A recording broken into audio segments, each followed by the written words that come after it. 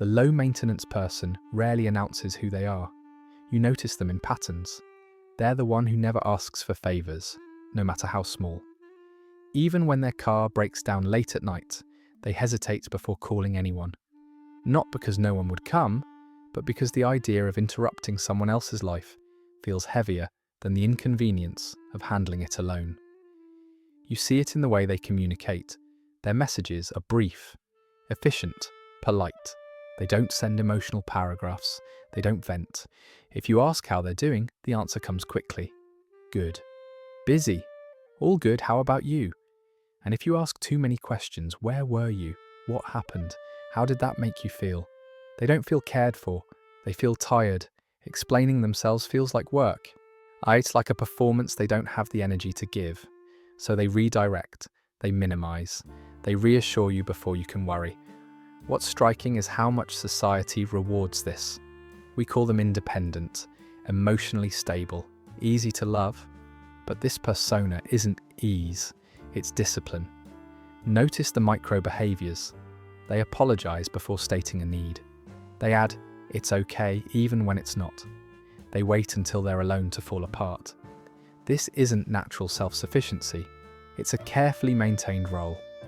Because somewhere along the way, they learned that taking up less space made them easier to keep. Beneath the low-maintenance persona, there is a belief that quietly organizes everything. It sounds simple, but it's devastating. If I have needs, I am a problem. For people who live by this belief, needing something doesn't feel neutral. It feels like causing trouble, like creating inconvenience, like asking someone else to carry weight they didn't agree to hold. So relationships begin to feel transactional, whether they want them to or not. Every request carries an invisible price tag. Every emotional moment feels like a debt being created. If I ask for help, I owe you. If I show sadness, I'm responsible for your discomfort. If I need reassurance, I'm asking too much. This isn't entitlement.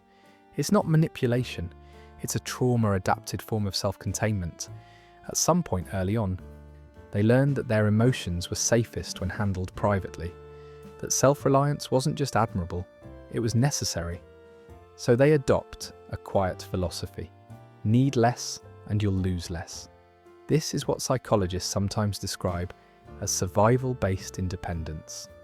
Not the confidence of knowing you'll be supported, but the vigilance of assuming you won't be. To protect themselves from rejection, they practice something called preemptive isolation. They step back before anyone can step away. They remove the chance to be seen as demanding by erasing the demand altogether. Ironically, this belief isn't rooted in selfishness. It comes from consideration, distorted but sincere. They're trying not to be a burden, but in doing so, they carry the burden alone. No one is born believing they are a burden. A child doesn't hesitate before crying. They don't apologize for being hungry, scared, or overwhelmed. Needing care is instinctive, until something teaches them otherwise. For many people who grow into extreme self-reliance, the lesson began early. They were raised in homes where emotional needs had nowhere to land. Not always abusive homes, often just overwhelmed ones. Parents who were exhausted, emotionally immature, absent, depressed, or quietly drowning in their own unresolved pain. In those environments, a child bringing emotion into the room wasn't met with comfort. It was met with tension. You're too sensitive. Stop making such a big deal out of nothing. I don't have time for this right now. Why are you always so difficult? The message wasn't always shouted.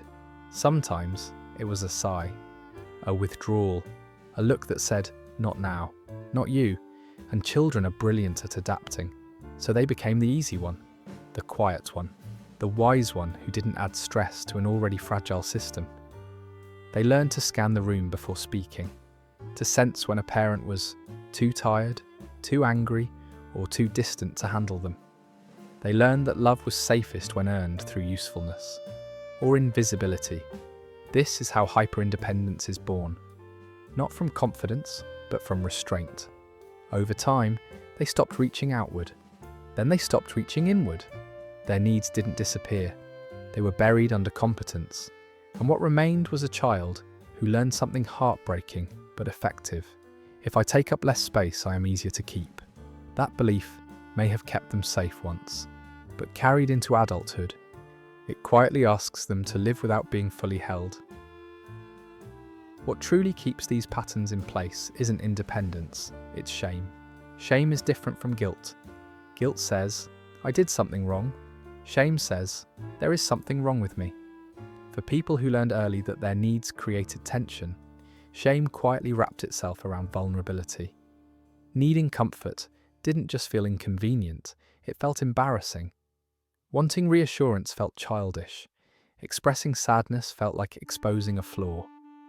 Over time, their nervous system learned a painful equation. Need equals danger. So the body adapted. They swallowed emotions before they reached the surface.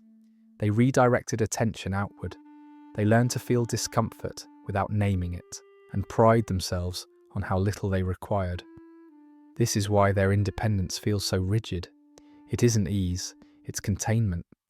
Shame doesn't announce itself loudly. It shows up as hesitation, as a pause before speaking, as the reflex to say, it's fine even when it isn't. Eventually, something deeper happens. They stop recognizing their needs at all. Not because the needs are gone, but because noticing them once led to rejection. So the mind learned to mute the signal.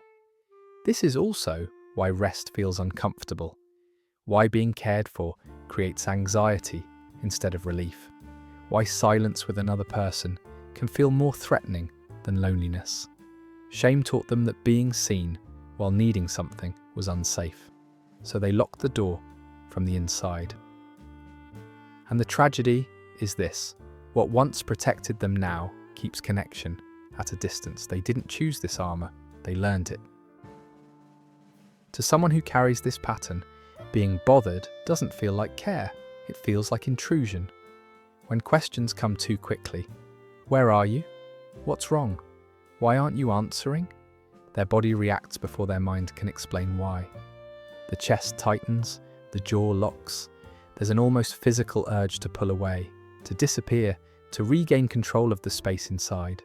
This reaction isn't indifference, it's protection. For a long time, they survived by managing their inner world alone. They learned to keep emotions contained, predictable, quiet. So when someone enters that space with urgency or expectation, it feels like muddy boots on a clean floor. There's also a deeper fear beneath the irritation, the fear of debt. Because they unconsciously experience relationships as transactional, attention doesn't feel free, it feels binding. If you check in too often, they don't just feel noticed, they feel pressure. Pressure to respond correctly, pressure to reciprocate, pressure to hold your emotions the way they were once forced to hold everyone else's. Their emotional battery has always run low. Most of their energy goes towards suppressing what was never allowed to exist. There isn't much left over, so when someone feels needy or emotionally demanding, it activates an old memory of overwhelmed caregivers, of responsibility they didn't choose, of being required to stay strong. They pull back not because they don't care, but because closeness once came with a cost. Distance is the only place their nervous system knows how to breathe. Here is the quiet contradiction at the center of this pattern. People who never want to be a burden are often the most emotionally perceptive people you'll ever meet. They listen deeply, they remember small details, they notice shifts in tone, pauses in conversation, the unspoken weight behind someone's words. This sensitivity wasn't accidental, it was trained. When you grow up needing to monitor the emotional climate around you, empathy becomes a survival skill. You learn to read others so precisely that you can adjust yourself before tension appears. You become the safe one, the reliable one, the person everyone leans on. And yet, this is the paradox. They don't allow that same care to move in their direction. They give understanding freely, but receiving it feels undeserved. They offer emotional safety, but don't believe they're entitled to it. Somewhere deep inside, they've absorbed the idea that love must be earned through usefulness. This is why they struggle with intimacy. They want to be close, but closeness requires being seen in moments of need. They want to be understood, but explaining themselves feels like asking for too much. So they stay half hidden, present, helpful, but emotionally unreachable. In love, this often turns into a kind of imposter syndrome. They don't feel lovable, they feel tolerable. As long as they are strong, accommodating, and undemanding, they believe they can stay. But the moment they imagine needing reassurance, rest, or care, a quiet fear emerges. What if this is the version of me that becomes disposable? So they keep giving, they keep listening, they keep holding space, all while quietly denying themselves permission to receive what they offer so naturally to others. In relationships, this pattern rarely looks dramatic. There are no explosive fights, no slammed doors, no angry ultimatums. Instead, love unfolds quietly, and so does the ending. People who fear being a burden often express love through action, not exposure. They fix what's broken. They show up reliably. They remember what you need before you ask, but they don't ask for much in return. At first, this feels easy to be with. There are no emotional demands, no difficult conversations, no visible neediness. Over time, something subtle shifts. Because they never ask, others stop offering. Because they always seem fine, people stop checking in. They become the emotional background, important but unnoticed. And when they get hurt, they don't protest. They withdraw, not loudly, not to punish, but to protect themselves from the humiliation of wanting something that wasn't given. This is the silent exit. They reply slower. They share less. They emotionally step back long before they physically leave. Inside, there may be a quiet hope that someone will notice, that someone will reach through the distance and say, "I see you pulling away, stay." But outwardly, they offer no invitation. To the person left behind, this can feel confusing and painful. It looks like indifference. It feels like abandonment without explanation. In reality, it's self-preservation learned long ago. Leave before you need too much. Disappear before you're left. Love doesn't end with a fight, it ends with silence. Loving someone like this, or learning to care for yourself if you are this person, requires a different understanding of safety. They don't need to be pushed, they don't need to be analysed, and they don't need to be fixed. What helps is something much quieter, safety without demand. This means offering presence without expectation. Letting connection exist without requiring performance. Making room for silence without interpreting it as rejection. Holding space isn't about extracting vulnerability. It's about making vulnerability possible. It sounds like, "I'm here if you want to talk, and it's okay if you don't." You don't have to explain yourself right now. I care about you whether you're strong today or not. Consistency matters more than intensity. Grand emotional gestures can feel overwhelming, but small, predictable signals of care slowly retrain the nervous system. At the same time, safety doesn't mean disappearing yourself. Healthy connection still has boundaries. Holding space does not mean accepting emotional absence indefinitely. It means staying grounded, present, and honest without pressure. For someone whose system learned that love came with conditions, this kind of steady presence is disarming. It challenges the belief that care must be earned. It shows them, over time, that needing something doesn't cause collapse. Safety isn't created by forcing closeness. It's created by allowing closeness to arrive at its own pace, and when it does, it's not fragile, it's real.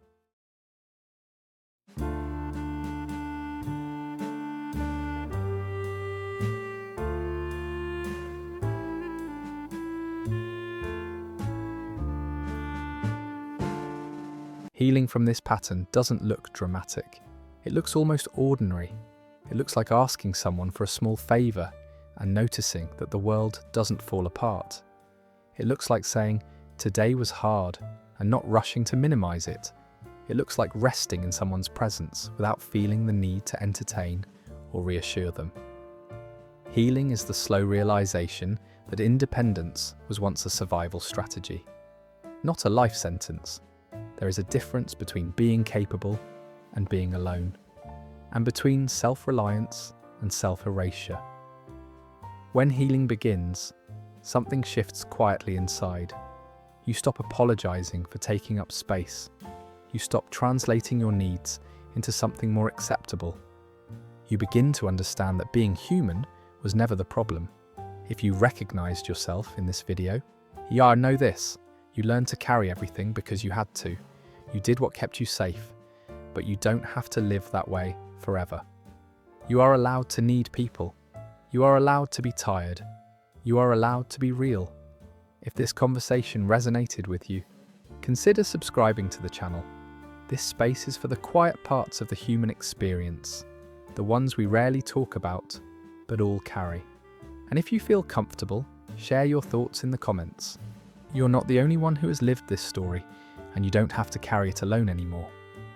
Thank you for watching.